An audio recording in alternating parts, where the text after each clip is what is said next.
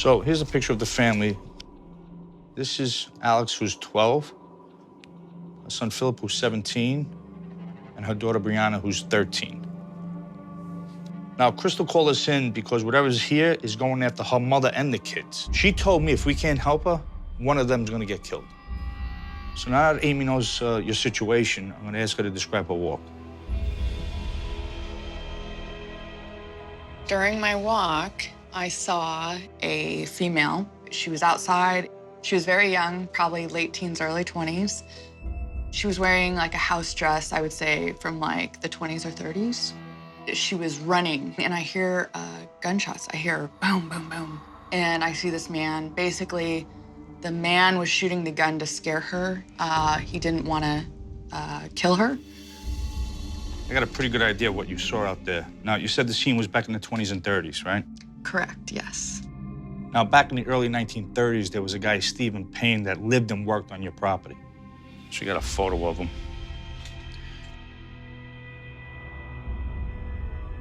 He's scary. Now, 1932, Payne went crazy and terrorized this neighborhood.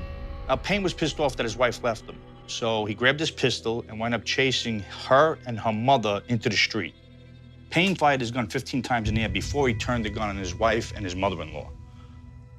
Viola tried to run, but 2 shots hit her, one of them right through her heart. Now, she died on the spot. Now, when he got arrested, he told the cops he wasn't trying to kill her, he was just trying to scare her by shooting at them. Payne later pled insanity to escape the death penalty. Now, is this the murder you think you might have seen? Yeah. This is a shock.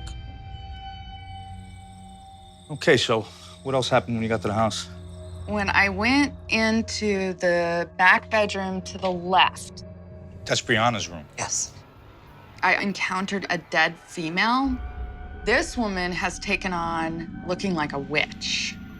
And I think that the living would experience her in a few ways. The first one is obviously seeing her. I think that mostly living people would see her as like a dark shadow moving by. Now, Amy, when I talked to Brianna, she told me she sees shadows all the time. And she always feels like somebody in the room is watching her. Oh, my gosh. We need to get her out of that room. I gotta get her out. But the most concerning way that she interacted with the living was via their emotions. She's emotionally tormenting individuals in the house and mentally abusing the person who sleeps in that room.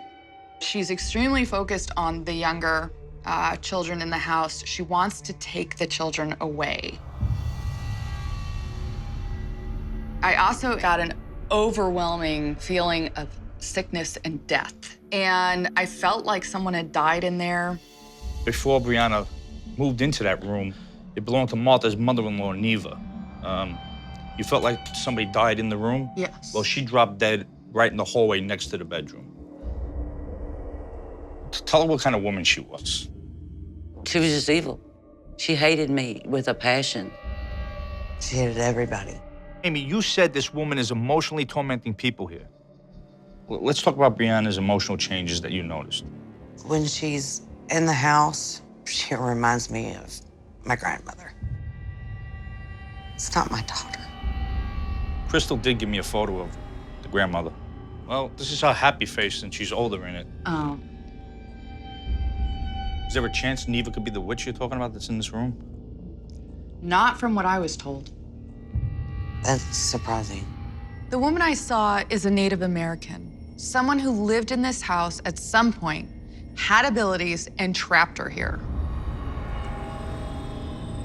Then I walked into the front bedroom. I felt that the individual in that room was extremely depressed and stressed out. The stress is directly related to the activity in the house. The person's not handling it very well at all. I kind of got that that individual is heading towards a little bit of a mental breakdown. I heard them like crying, make it stop. I can't take it anymore. I got that this person had been very affected by a death that had occurred. This death was weighing very heavily on this person and they couldn't quite get over it. Now, that room you're talking about belongs to Philip. He told me he'd rather be in a psychiatric hospital than the house. He said that nobody loves me, nobody cares. I always thought it was for attention. I'm sorry. No, don't be. You mentioned that he's having a tough time with death. When Philip's grandfather died, which was Martha's husband, he didn't take it well. He was really broken up by it, and he told me they were like best friends. They went everywhere together. Whenever you see one, you see the other. So, what else happened on the walk? I encountered the most confusing and frustrating part of this walk. There was an older man, and initially I was very confused about who he was. But now I know he was a relative of someone in the house. I'm extremely concerned about him. He is out of control. He goes all over the house, but he loves the basement. He seemed to be in his late 60s, early 70s. Tall, gray hair. I got that he was extremely controlling and very meticulous. He was an alcoholic. He was abusive. The way he was acting, like, I was like, if he's really a relative, it's a very messed up relationship. So it was hard for me to believe that this would be somebody who is directly related. I know who that is. I think we all do. Crystal, why don't you start doing me a favor and telling me about your father?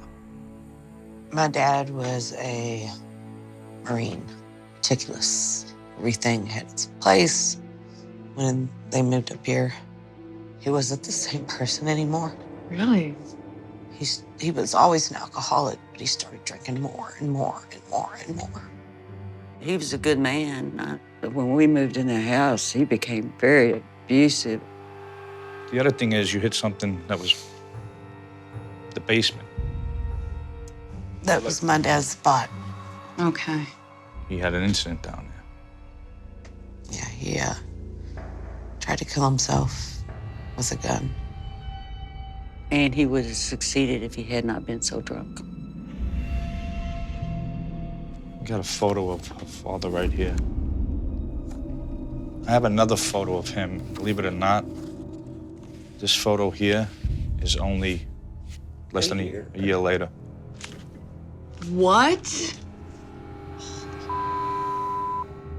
So I'm curious, Amy, based on what you're hearing, do you think Ronnie is the guy you saw? Yes, absolutely.